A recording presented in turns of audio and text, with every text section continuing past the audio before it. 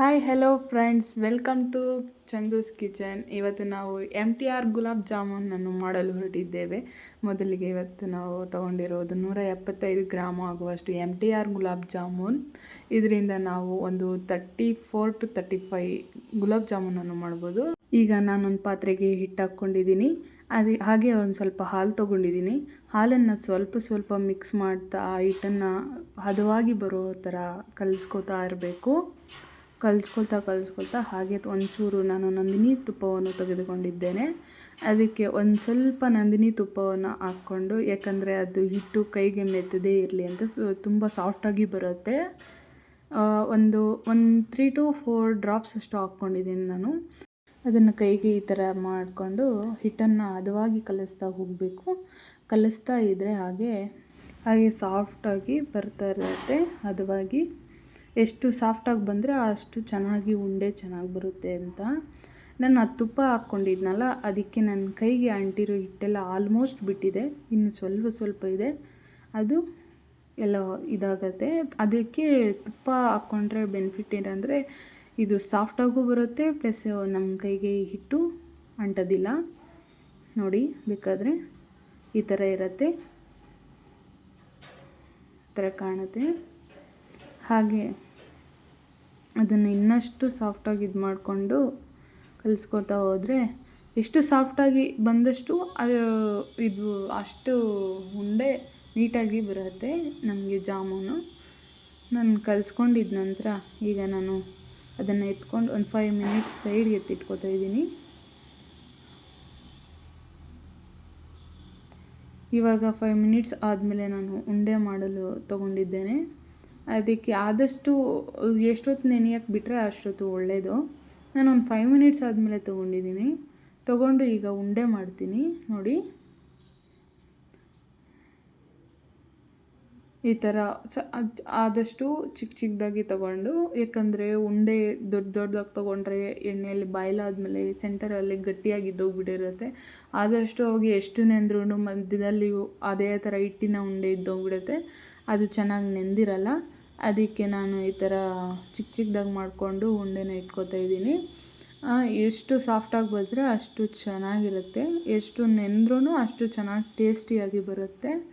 ಇದಕ್ಕೆ ಏನೂ ಹಾಕೋಷ್ಟಿಲ್ಲ, ಈ 2 ಇಂಗ್ರೀಡಿಯೆಂಟ್ಸ್ ಹಾಕಿ ಮಾಡಿದ್ರೆ ಸಾಕು, ಫುಲ್ಲು ಟೇಸ್ಟಾಗಿ ಬರುತ್ತೆ.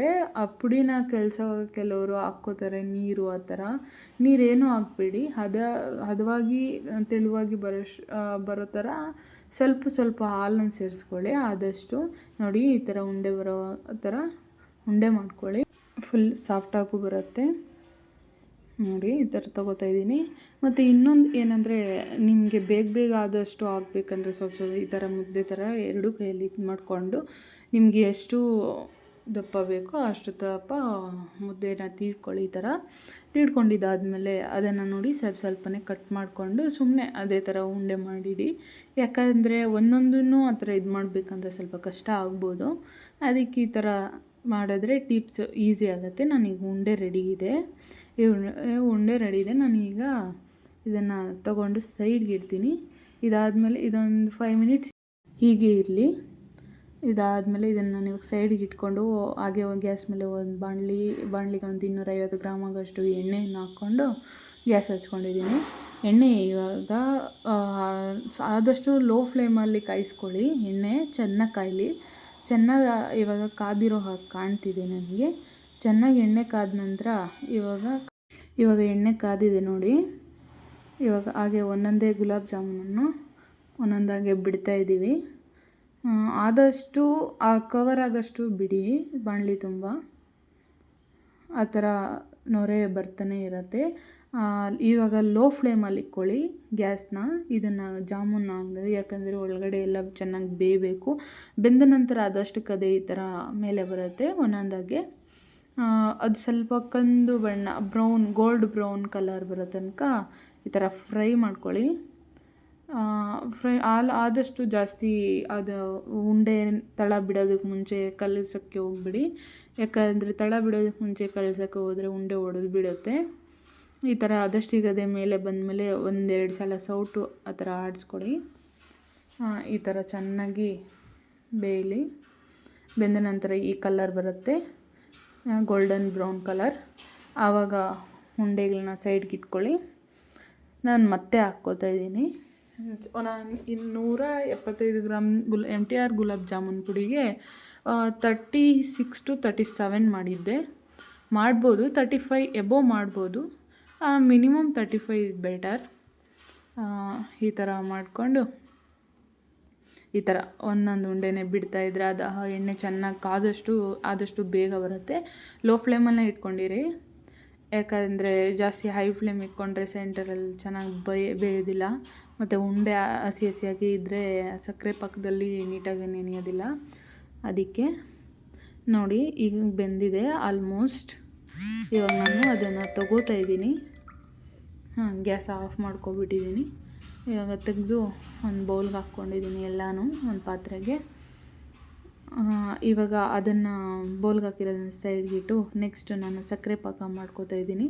ಸಕ್ಕರೆ ಪಾಕ ಏನಕ್ಕೆ ಅಂದರೆ ಜಾಮೂನ ನೆನೆಸಿ ಇಡಬೇಕಲ್ವ, ಅದಕ್ಕೆ ಫಸ್ಟು ನಾನು ಏಲಕ್ಕಿನ ತೊಗೊಂಡು ಕುಟಾಣಿಯಲ್ಲಿ ಕುಟ್ಕೋತಾ ಇದ್ದೀನಿ. ಹಾಗೆ ನಾನು ಒಂದು 900 ಗ್ರಾಮ್ ಆಗೋಷ್ಟು ನೀರು ತೊಗೊಂಡು ಅದಕ್ಕೆ 1 ಸ್ಪೂನ್ ತುಪ್ಪ ಆಗಲೇ ತೊಗೊಂಡಿದ್ದೆ ಅಲ್ವ, ಅದು ಲೈಟಾಗಿ ಒಂದು ಸ್ವಲ್ಪ ಹಾಕ್ತಾಯಿದ್ದೀನಿ.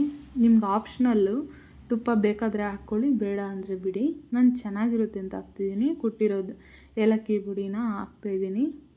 ಅದು ಚೆನ್ನಾಗಿ ಆ ನೀರಲ್ಲಿ ಚೆನ್ನಾಗಿ ಕುದಿಬೇಕು. ಇನ್ನೇನು ಆವಿ ಹತ್ತುತ್ತಿದೆ ಅನ್ನೋ ಟೈಮಲ್ಲಿ ನಾನು ಒಂದು 900 ಗ್ರಾಮ್ ಆಗೋಷ್ಟು ನೀರು ಎಷ್ಟು ಹಾಕಿದರೆ ಅಷ್ಟು 900 ಗ್ರಾಮ್ ಆಗೋಷ್ಟು ಸಕ್ಕರೆನ ಹಾಕ್ಕೊಂಡು ಚೆನ್ನಾಗಿ ಕಲಸಿದ್ದೀನಿ. ಆ ಕಲಸಿದಾಗ ಹದವಾಗಿ ಅದು ಕುದಿಯುತ್ತೆ. ಕುದಿದ ನಂತರ ಚೆನ್ನಾಗಿ ಕುದೀಲಿ ಒಂದು 5 ಮಿನಿಟ್ಸ್ ಕುದ್ಮೇಲೆ ಬಿಸಿ ಇದ್ದಾಗೆ ಆಫ್ ಮಾಡಿಬಿಟ್ಟು ಆ ರೋಸ್ಟ್ ಮಾಡಿರೋ ಅಂಥ ಗುಲಾಬ್ ಜಾಮೂನ್ನ ನಾವು ಈ ಸಕ್ಕರೆ ಪಾಕಕ್ಕೆ ಹಾಕಿ ಚೆನ್ನಾಗಿ ನೆನೆಯಲು ಬಿಡಬೇಕಂದ್ರೆ ನಾವು almost one day or half day ಬಿಟ್ಟರೆ ಚೆನ್ನಾಗಿ ನೆನೆಯುತ್ತೆ. Over night. ನಾನು ಇವಾಗ ಗುಲಾಬ್ ಜಾಮೂನನ್ನ ಈ ಥರ ಕಲಗಿಸ್ಕೊಟ್ಟು ಚೆನ್ನಾಗಿ ನೆನ್ಕೊಳ್ಳಿ ಅಂತ ಪ್ಲೇಟ್ ಮುಚ್ತಾ ಇದ್ದೀನಿ. ಮತ್ತು ಗುಲಾಬ್ ಜಾಮೂನ್ನ ನೋಡೋಣ, ವೆಯ್ಟ್ ಮಾಡಿ. ನೋಡಿ ಈಗ MTR ಗುಲಾಬ್ ಜಾಮೂನ್ ರೆಡಿ ಇದೆ. ಸೆಂಟರಲ್ಲಿ ಒಂದು ಚೂರೂ ಉಂಡೆ ಕಟ್ಟಿಲ್ಲ, ಕ್ರಿಸ್ಪಿಯಾಗಿ ಬಂದಿದೆ. Thank you for watching friends.